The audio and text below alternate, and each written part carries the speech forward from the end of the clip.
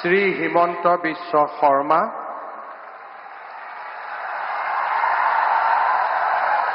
ঈশ্বৰৰ নামত শপত লওঁ যে বিধিৰ দ্বাৰা স্থাপিত ভাৰতৰ সংবিধানৰ প্ৰতি মই প্ৰকৃত বিশ্বাস আৰু আনুগত্য পোষণ কৰিম।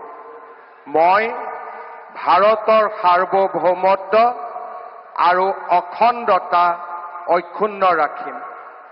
মই অসমৰ মুখ্যমন্ত্ৰী হিচাপে মোৰ কৰ্তব্য বিশ্বস্ততাৰে আৰু শুদ্ধ অন্তঃকৰণেৰে সম্পাদন কৰিম আৰু মই ভয় বা পক্ষপাত, অনুৰাগ বা বিদ্বেষ নোহোৱাকৈ সংবিধান আৰু আইন অনুসাৰে সকলো শ্ৰেণীৰ লোকৰ প্ৰতি ন্যায় আচৰণ কৰিম।